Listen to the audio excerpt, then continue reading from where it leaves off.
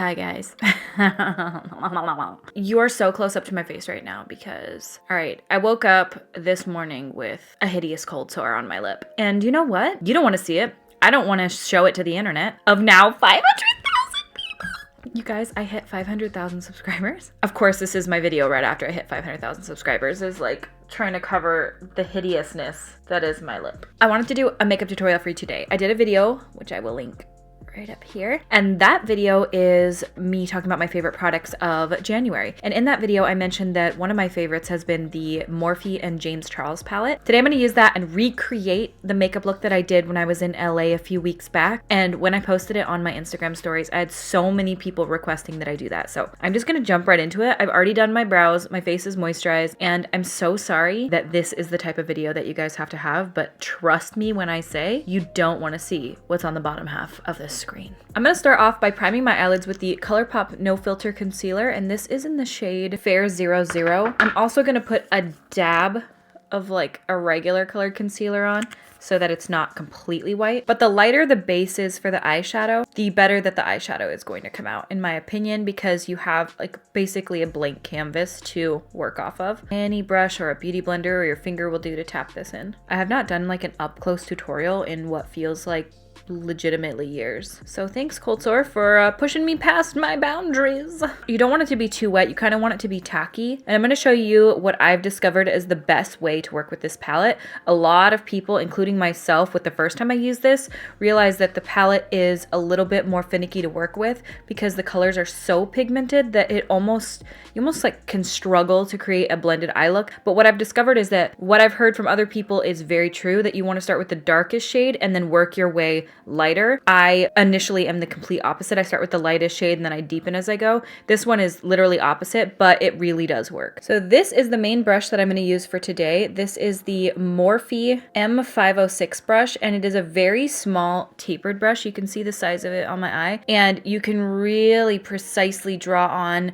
your crease and then really precisely blend it out. So I'm going to start off with all of these shades here, and I've kind of mixed them all together, just like a dip into each one, because I want this shade to be really depthy. I don't want it to be like just a bright red. I want it to have some depth to it, and I will dip in and start to deepen this up. I'm going to add lots of layers. Just make sure all creases are good to go. I feel like this has sat here for about like 4 minutes now. Kind of stamp it where you want it.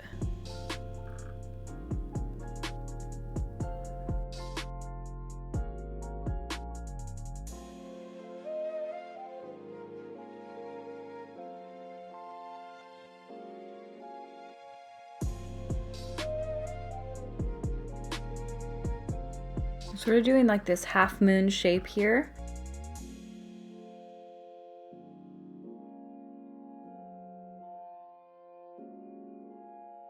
And getting the majority of the pigment down before I move on to the next colors to blend out the edges. I like to use the color switch when using this palette. You just kind of roll your brush around in it. I think there are like really inexpensive dupes of this, but this is the Vera color switch that I have. And as you can see, all the red is off of the brush now. Before I was using this shade here mixed with this shade here. Now I'm gonna go in with these two shades and just sort of blend out. And this is where I started being a little more precise. So you've got your deeper shades down now, and then I've got the orange shade, tap off the excess, and then just start kind of buffing that along the edges.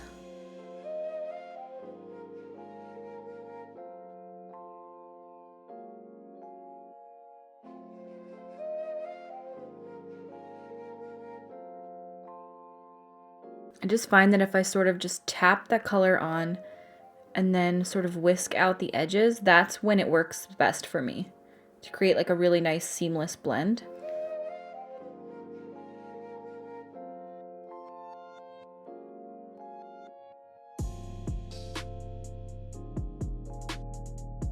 Then what you can do is take a brush like this. This is the Morphe M441. Both of these brushes came in the James Charles brush set, and just sort of take a bit of the yellow shade and start buffing out the edge. This brush looks like it has pigment on it, but it's just stained a bit.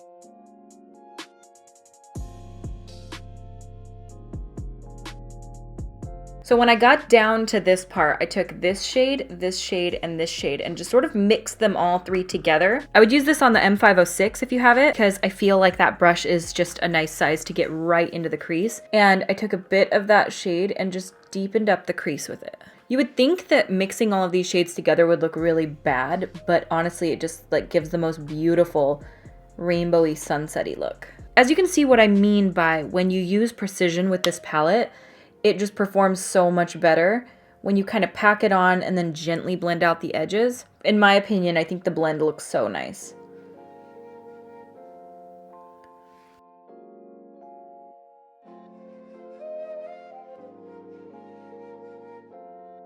So now I'm going to take that white shade that we primed the lids with, and I'm going to put a bit of that on the back of my hand. My personal favorite crease cutting brush is the Bodyography Pro flat shader brush. This is not made for crease cutting at all, but I like it for that because it just, I don't know, I got it to be really flat and precise, and I feel like it gives me a really nice cut crease. And I'm going to cut the crease of my eye so that it is a nice rounded half moon shape.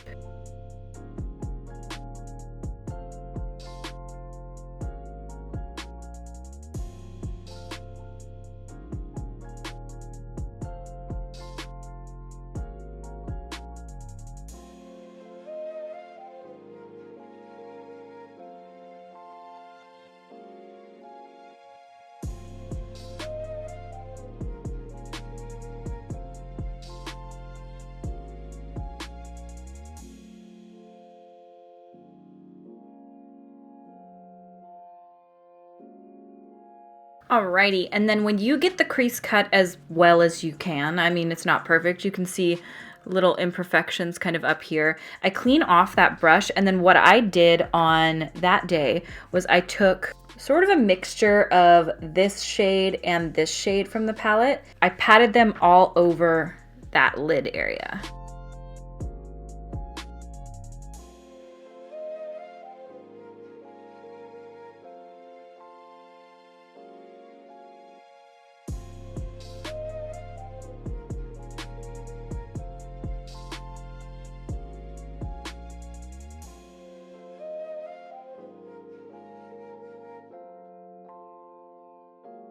So you can see just how insanely vibrant those shades are. And because I used a matte shade, I feel like it creates a really nice base to start layering shimmers over the top. So that day I used this shade here from the palette. I used a little bit of this. I don't know if I'm going to today as much. I mean, I think I might kind of do both. And I patted that over the top so that the base of it would be really nice and vibrant. Because if you just pat this over the white, it'd be a lot brighter, but I wanted it to clearly be blue.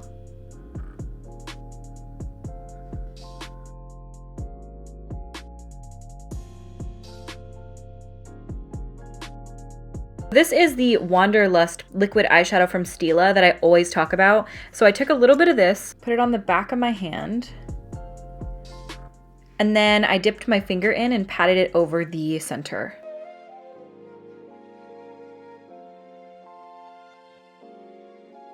And then I take a little bit of my brush and I just really pack it on the center to give like that, I don't know, it gives like an orb vibe. Just kind of pack it on the center and then bring it up to the top and then pat out the edges so that it's the brightest in the center.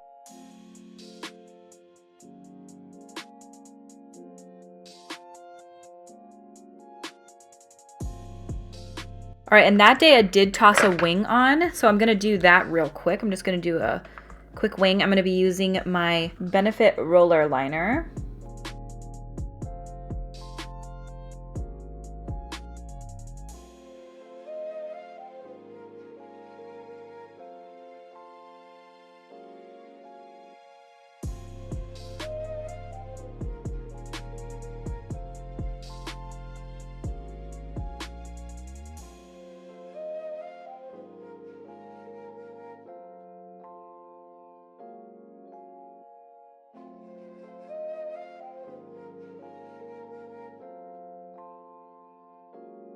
So that is the top of the eye finished right now.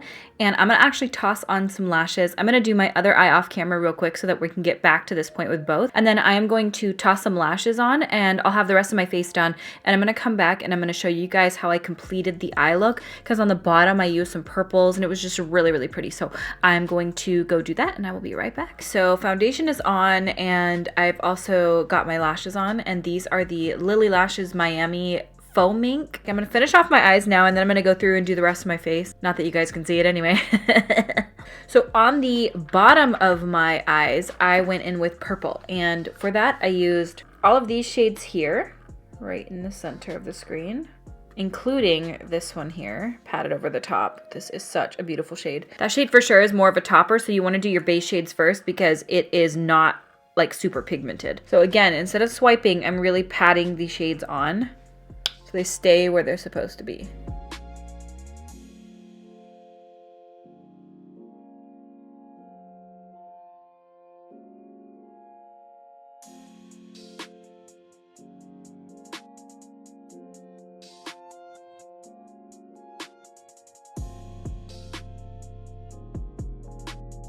And then once the purple shade is down, I take those same warm tone shades that I used on the top and I'm going to kind of run them below that so that it all is like nice and cohesive.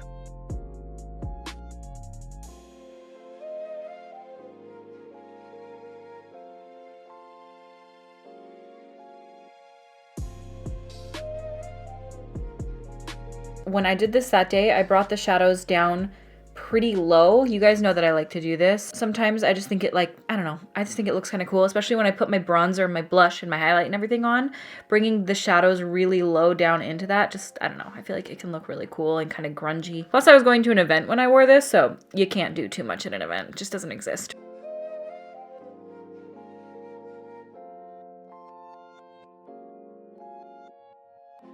All right, so when I got to this point, which I know this looks crazy right now, but with the rest of the face done, it does kind of come together. And I felt like it looked so pretty. I loved it so much. I was going for some drama. Then I take that shimmery purple shade that I said is like a topper. This one right here, and you can see it doesn't have a ton of base pigment to it. And I tap it on that shade there. And I just feel like this really adds so much to the look. All right, and then I am going to do a black waterliner and then some mascara, and I will be right back. All right, and this is the finished makeup look.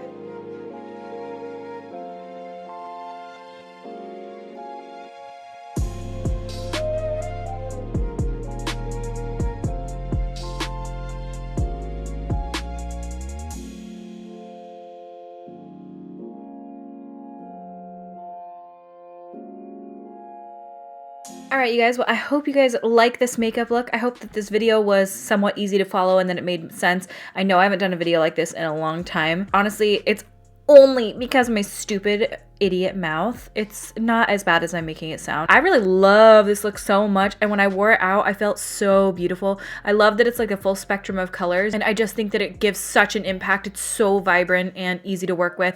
So if you guys got this palette, then you guys at least know a look that you can do with it, and I hope you guys like this video. If you did, please give it a thumbs up and subscribe to my YouTube channel. I upload new videos every Monday, Wednesday, and Friday. Thank you guys so incredibly much. Like, I can't even begin to explain how thankful I am for 500,000 subscribers. We'll talk about this again in an upcoming video because I feel like this video is not going to do it justice, but I am so appreciative of every single one of you guys subscribing and staying, and I can't believe we have 500,000 people here now. It feels so surreal to me to know that just like 2 years ago, my channel was absolutely tiny, and now there's so many of you here. Thank you so much for subscribing and for being here. It means the absolute world to me, and I cannot thank you enough. And I will be back soon with full face videos that aren't just my eyes. Sorry about this, guys, but you know, you do what you gotta do. And today, I nobody want to see what's going on with this mouth. All right, you guys. Well, I thank you guys so much for watching. Subscribe if you have not yet, and I will see you at my next video. Bye! I mixed this shade. It's backwards. My fucking thing is backwards, okay? So, drive away, you truck, bitch. And my personal favorite crease cut. All right, so when I got to this point, now why? Why every time I start speaking, is there a truck? It sounds like I live near like monster trucks. I get that question so frequently. People are like, where the fuck do you live? And I'm like, in the middle of a very regular ass area, bro.